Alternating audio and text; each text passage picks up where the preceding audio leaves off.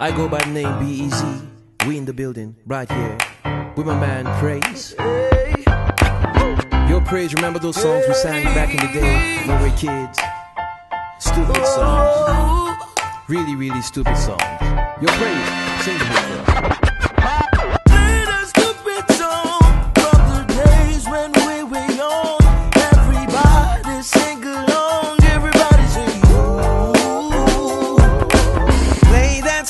Song from the days when we were young. Everybody sing along. Everybody sing. Hey, Boju Boju, that's a stupid song. Ojuju Calabar, that's a stupid song. Tinko Tinko, that's a stupid song. That's a stupid song. That's a stupid song. Yankee Doodle went to town riding on a pony. He stuck a feather in his hat. What's up? We're here at Hotel de Mille Collines for one specific reason, and that's to see the live performance of one of Africa's most soulful singers. Goes by the name of Emmanuel Idakula. Did I pronounce that properly? Yes. BEZ, BEZ, Emmanuel Idakula. Also known as BEZ. What's up, sir? I'm good, man. I'm good. How's it going? I'm very good. Is this your first time in Kigali? Oh, definitely. First time in Kigali. What do you think about Kigali from before you came till you landed and you've seen the city? You've been here for a week or so? Yeah, about a week now. Before I came, I was just thinking Rwanda, because I told someone I was going to Rwanda. Rwanda? Yeah. But when I got here, man, it's just a different story. It's beautiful, it's peaceful, the weather is amazing for me. I love it, and I can just see the resilience of the people, I know the history of this spot and many things that have gone on many years ago, but it's just great how people have been able to rebuild the city. It's just wonderful now. No doubt, that's very true. Everybody sing along. Everybody sing a new song. And we sing it like just stupid song.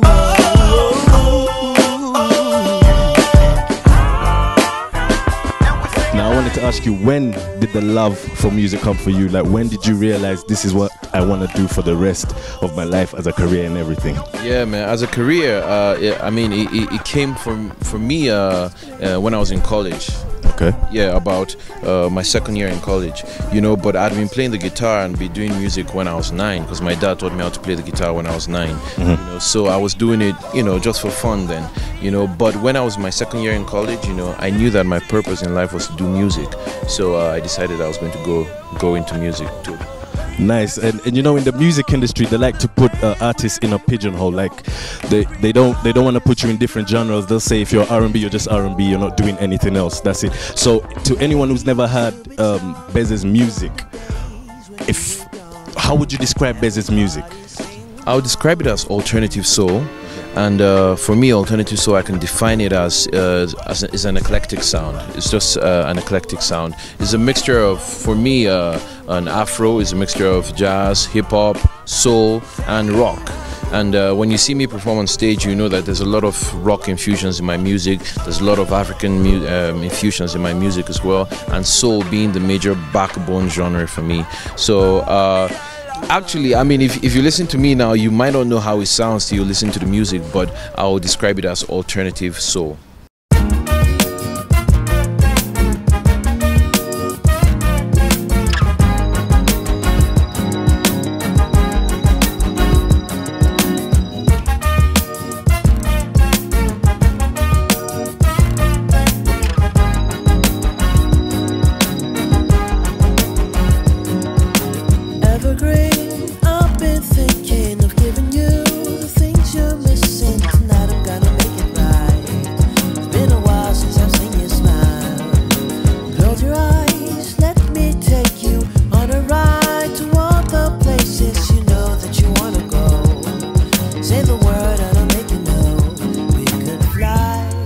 Growing up, because you said you used to play the guitar a long time ago, what kind of music were you listening to growing up?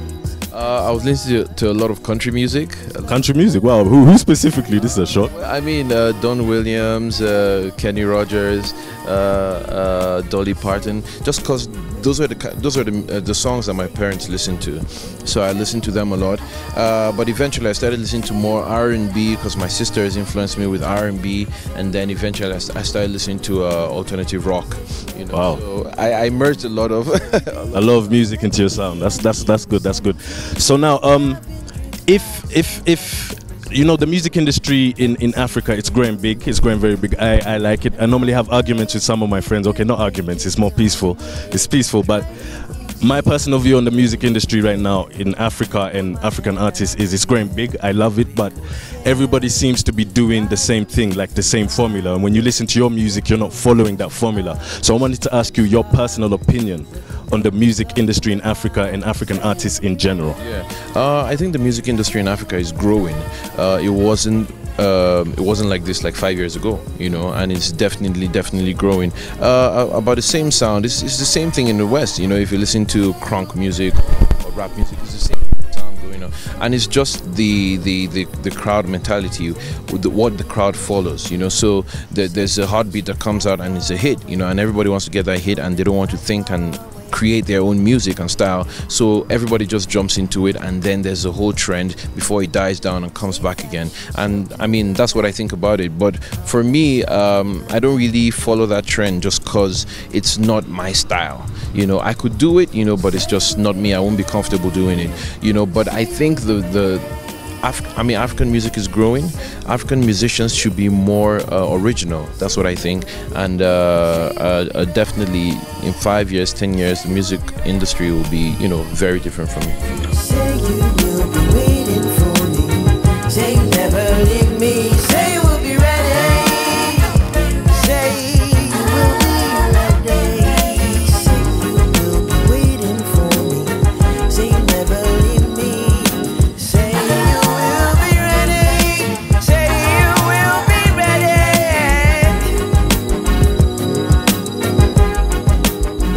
And talking about recording, one of your biggest songs, especially here in East Africa, is the Stupid Song.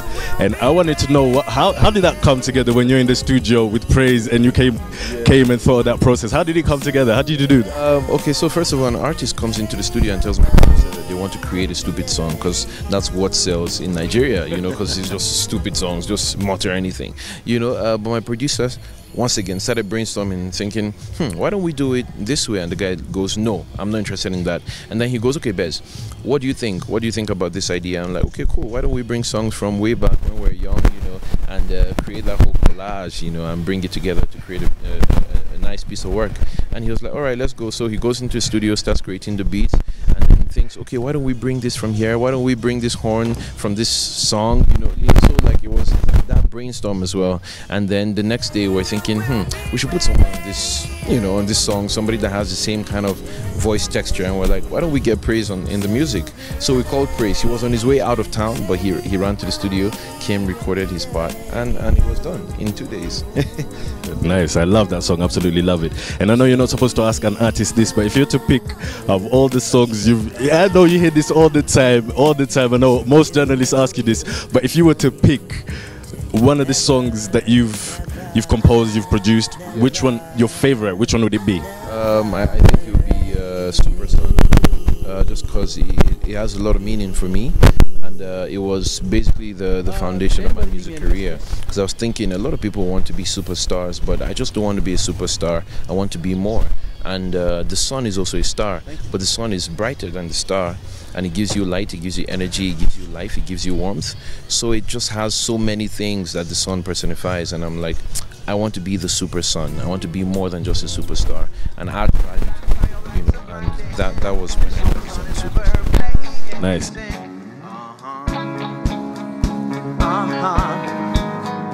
I'll be the super sun. We'll be the super sun.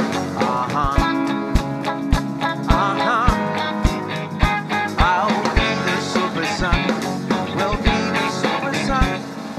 I have a dream that someday I'll be the super sun. We'll be the super sun. I have a dream that someday I'll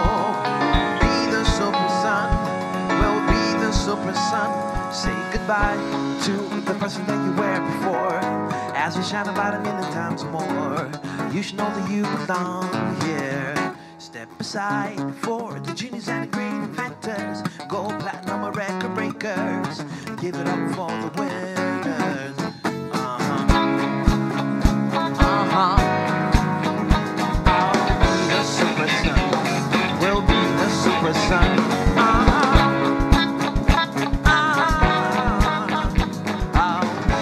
You've been in the music industry for a while now. Yep. And you know, from then till now, you've learned a lot of things. If there was something you knew now that you wish you knew then, what would it be about the music industry that you could tell an upcoming artist, you know, as an advice or something like that?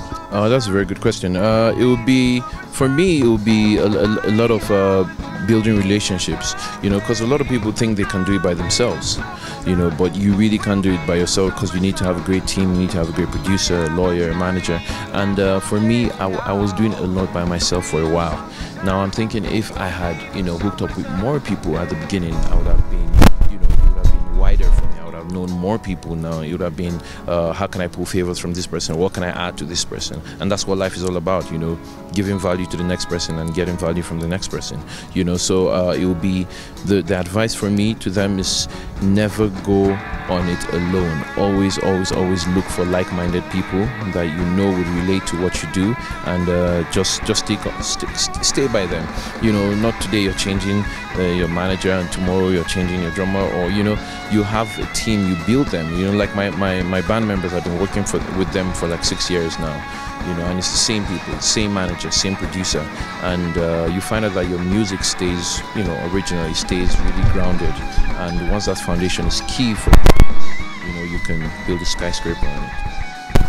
And you're about to perform for us later on, I think about 7 p.m. You can see behind us they're setting up, and there'll be some people who've never seen you perform. So I'm going to ask you in 3 words to describe a BEZ performance. Oh, give me those 3 words. It's captivating, it's energetic, and it's sublime.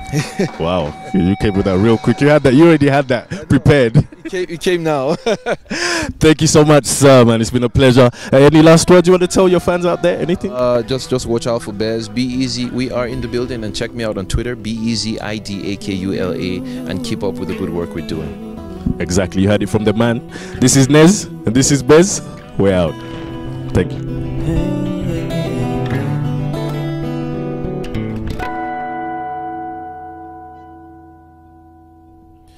The more you smile for me, the more you I want for me, and the more you I want for me, the more you will want me to.